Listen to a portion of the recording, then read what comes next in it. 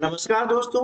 NMMS यानी national means cum merit scholarship exam, जिसे राष्ट्रीय आय एवं योग्यता आधारित छात्रवृत्ति परीक्षा भी कहा जाता है।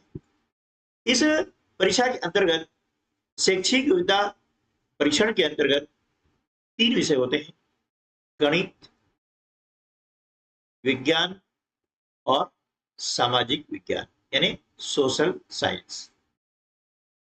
ठीक है। और तीनों के मिला करके कुल प्रश्न होते हैं 90। इनमें से गणित के 20 प्रश्न, विज्ञान के 35 प्रश्न और सामाजिक विज्ञान के 35 प्रश्न जो है पूछे जाते हैं प्रतिवर्ष। और यह परीक्षा पूरे भारतवर्ष में आयोजित होती है।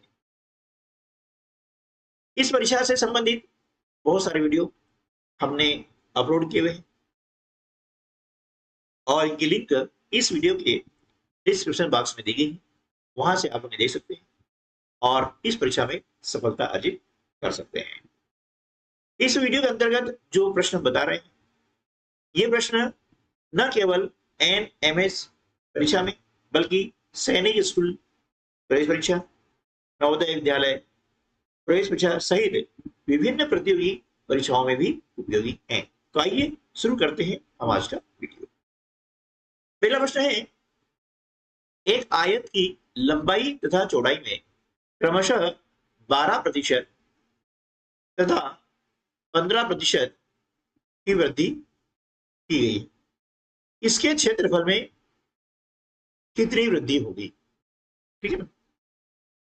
जो आयत दी गई है, इसकी लंबाई में 12% वृद्धि की गई है। वृद्धि मतलब उस लंबाई को बढ़ाया गया है। ठीक है ना। और चौड़ाई में भी 15% की वृद्धि की गई है, मतलब उसी चौड़ाई को 15% बढ़ाया गया है। ठीक है। अब जब ऐसे प्रश्न आते हैं तो उन्हें कैसे हल करना होता है? बहुत ही आसान तरीका है। देखिए, यहां पर हम जो है 12% है, ये लंबाई है, इसको मान लेते हैं x। ठीक है। x बराबर 12% और इसको मान लेते हैं y। ठीक है। y बराबर हो गया 15%। जब इस प्रकार से आता है तो क्या करेंगे? इनको हम जोड़ देते हैं। 12 और 15 को मैंने जोड़ दिया। ठीक है। और इसके योग में क्या करेंगे कि इन दोनों का गुणा करते हैं, यानी 12 गुणा 15% है, इसलिए बटे 100। ठीक। तो 12 और 15 कितना हो गया? 27। 12 में 15 का हम पूरा कर देते हैं, तो 12 5 60 के 0, हासिल का 6, 12 का 12 और 6 18। ये हो जाता है 180 बटे 100। ठीक है। अब इसको क्या करेंगे? सरल कर लेते हैं। 0 से 0 कट जाता है, 2 से काटा हमने, 2 9 18 और 2 5 10। यहाँ क्या हो जाता है? 27 धन 9 बटे 5। अब देख रहे हैं कि ये वाला आंसर तो है नहीं, फिर क्या करेंगे? 9 में हम क्या करते हैं? 5 का भाग लगाते हैं। क्यों? कि अंश इसका बड़ा है। ये 9 में हमने 5 का भाग लगाया है। 5 एकम 5 बचे कितने? 4। इसको लिख सकते हैं ना, 1 सही 4 बटे 5। ठीक है। यानी 9 बटे 5 को हम लिख सकते हैं 1 सही 1 बटे 4। अब एक इसमें क्या है? पूर्ण संख्या है, और यहाँ पूर्ण संख्या कितनी है? 27। तो 27 में क्या करेंगे? एक को जोड़ देते हैं और ये जो भिन्न है 4 बटे 5 यहाँ पर हम लिख देते हैं। तो 27 और ये कितना हो गया? 28 सही 4 बटे 5%। ठीक है। तो अब देखते हैं कि विकल्प बी इस प्रश्न का सही उत्तर है। प्रश्न क्रमांक 2, यदि चीनी की कीमत में 25% की वृद्धि हो जाए, है ना, मतलब इसकी कीमत बढ़ गई है, वृद्धि होना मतलब बढ़ जाना, तो किसी गृहस्थ को चीनी की खपत में कितने प्रतिशत कमी करनी पड़ेगी ताकि उसकी चीनी का खर्च न बढ़े? है ना। चीनी यानी शक्कर है। अब देखिए, शक्कर में क्या है? कीमत बढ़ गई है 25%, लेकिन भैया बजट तो वही है, इनकम वही है, इनकम नहीं बढ़ी। तो किसी का बजट खराब ना हो, यानी चीनी का खर्च उतना ही रहे, वो न बढ़े, ठीक है ना। तो उसकी खपत में क्या होगा, हमें कमी करना पड़ेगी, तब जाकर के हमारा बजट सही हो सकता है ना। तो ऐसी स्थिति में कितने प्रतिशत कमी करना पड़ेगी, ये हमें ज्ञात करना है, ठीक है। तो इसको हल करने का बहुत ही आसान तरीका है। आसान तरीका ये है, देखिए जितनी वृद्धि हुई है, कितनी हुई है वृद्धि, 25%, हमने लिखा है 25, ठीक है। जितनी वृद्धि होती है उसको लिख दिया और इसमें 100 का उड़ा, ठीक है। फिर बटे, अब क्या करेंगे कि 100 में जितनी वृद्धि हुई है, वृद्धि मतलब क्या होता है, बढ़ना, है ना। अब बढ़ने के लिए हम धन का चिन्ह लगाते हैं, यानी जोड़ का चिन्ह लगाते हैं, है ना। 25% वृद्धि हुई है, जिसमें क्या करेंगे, 25 को जोड़ देंगे, क्लियर। ये क्या जाएगा, 25 गुणा 100 बटे 125, ठीक है। इन दोनों में जोड़ दिया है, अब काट देंगे, 25 से कम 25 और 25 बन 125, 5 से काटा, 5 दूनी 10 और शून्य के शून्य, यानी उत्तर क्या आएगा, 20%। यानी चीनी की खपत को यदि हम 20% कम कर देंगे तो हमारे खर्च में कोई परिवर्तन नहीं होगा, विकल्प भी इसका उत्तर हो जाएगा। प्रश्न क्रमांक 3 है।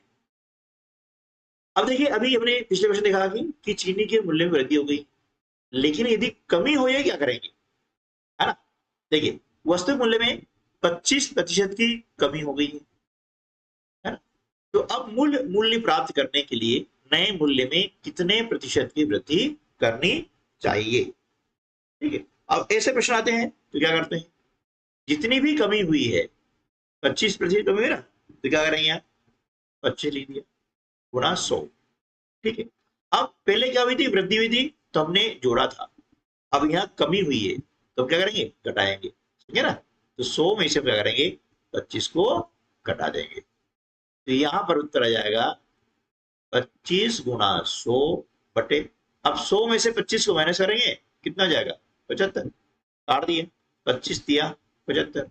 अब 3 से 100 कटेगा नहीं, इसलिए लिखा 100 बटा 3%, लेकिन यहाँ तो 100 बटा 3 है नहीं, तो क्या करेंगे, 100 में 3 का भाग लगाएंगे, ठीक है ना।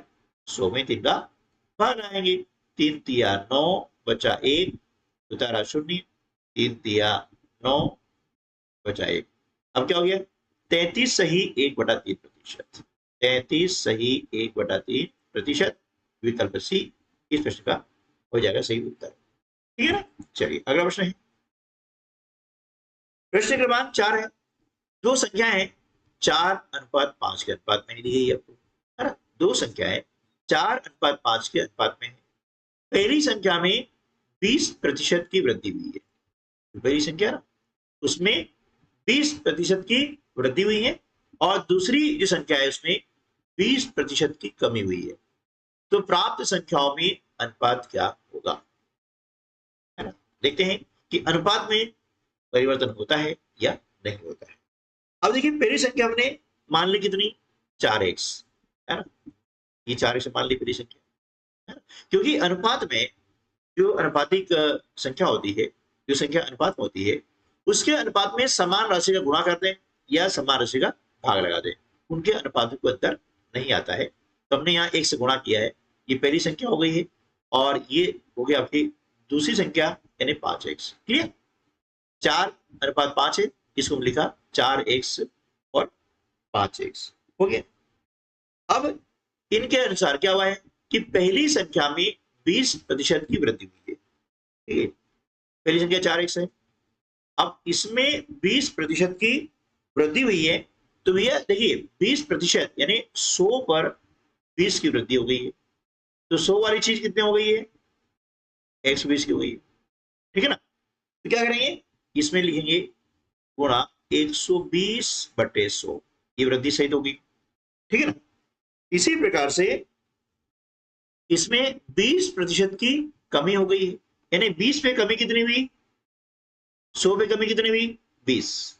अब कमी हुई मतलब कम हो जाएगा, घट जाएगा, तो 100 में से 20 कम करते हैं तो कितना आता है, 80, यानी ये संख्या हो जाएगी आपकी 5x गुणा 80/100, ठीक है, 80/100। इन दोनों बीच में ये अनुपात है, ठीक है ना, क्या है ये, अनुपात, राइट। अब इनको हम थोड़ा सा हल कर लेते हैं, सरल कर लें। शून्य से शून्य काट दिया, 2 से काटेंगे 2 पंजे 10, है ना, और ये जगह 2 छक्की 12। ठीक, इसी प्रकार से इसको हम हल कर लेंगे। तो 2 पंजे 10, 2 चौके 8, 5 से 5 जो कैंसिल हो गया। अब यहाँ क्या बचा है देखिए, 6 चौक 24 x बटे 5, क्या बचा 24 x बटे 5, ये अनुपात हो गया है। या 4 x बटे 1, कुछ नहीं मतलब 1 है। ठीक है, अब अनुपात मतलब क्या होता है, ये इसके बटे में होता है ना। हम जानते हैं कि जैसे 4 अनुपात 5 का मतलब क्या हो गया, 4 बटे 5, यानी ये संख्या इसके बटे में। अब बटे मतलब भाग में है, तो भाग वाली संख्या देखते हैं कि जो परिमेय संख्या होती है या भिन्न होती है, उसका हम करते हैं गुणन प्रतिलोम, यानी 24x बटे 5 इसका हो जाएगा 1 बटे 4x। x से x कैंसिल हो गया, 4 से काटेंगे 24 को, 4 6 24, यानी यहां पर हो जाएगा 6 बटे 5, अर्थात 6 अनुपात 5। विकल्प डी इस प्रश्न का सही उत्तर हो जाएगा। ठीक है दोस्तों, अब हम देखते हैं अगला प्रश्न। यदि a का 30% b के 40% में जोड़ दिया जाए तो वह b का 80% हो जाता है। तदनुसार b a का कितने प्रतिशत है। ठीक है, चलिए अब इस तरह के प्रश्नों को कैसे हल किया जाए। अब बोला गया है a का 30%।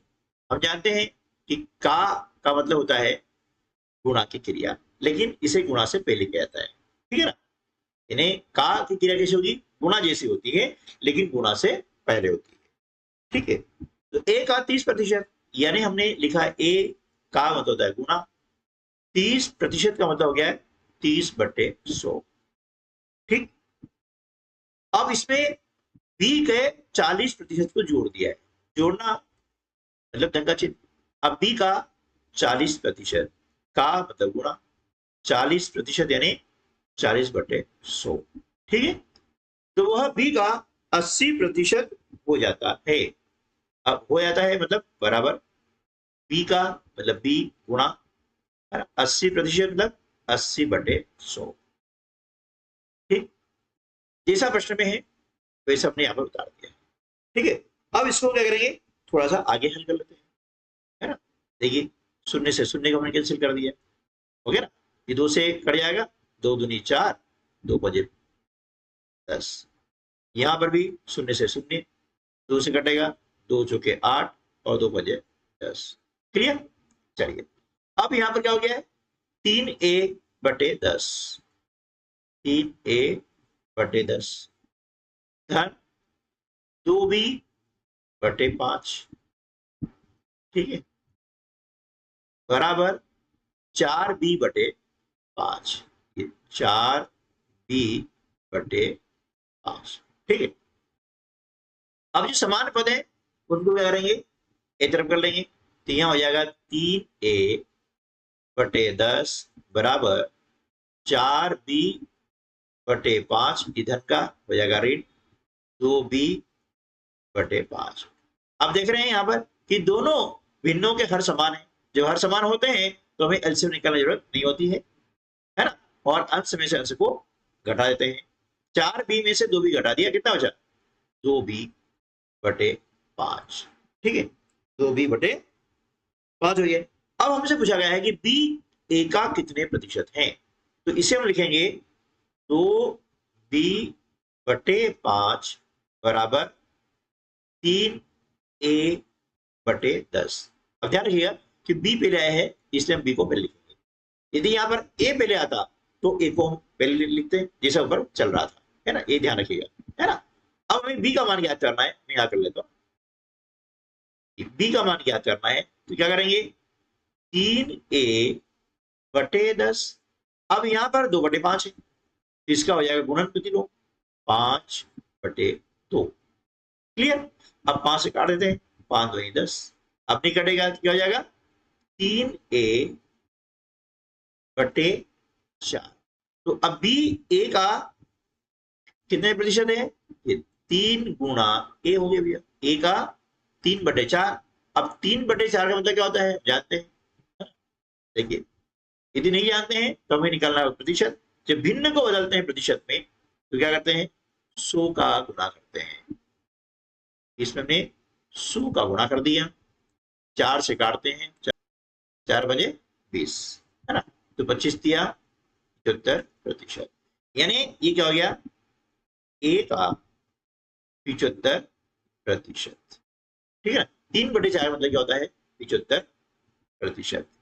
विकल्प डी इस प्रश्न का उत्तर हो जाएगा। ठीक दोस्तों, अब आपने इस वीडियो को यदि ध्यानपूर्वक देखा है, समझा है, तो फिर ये अभ्यास प्रश्न आपके लिए है ना। यदि आप इनको हल कर लें और अपने प्रैक्टिस बढ़ा लेंगे तो ये कंसेप्ट आपको क्लियर हो जाएगा। ठीक दोस्तों, तो आज की वीडियो में बस इतना ही, मिलते हैं अगले वीडियो में, तब तक के लिए नमस्कार, जय हिंद।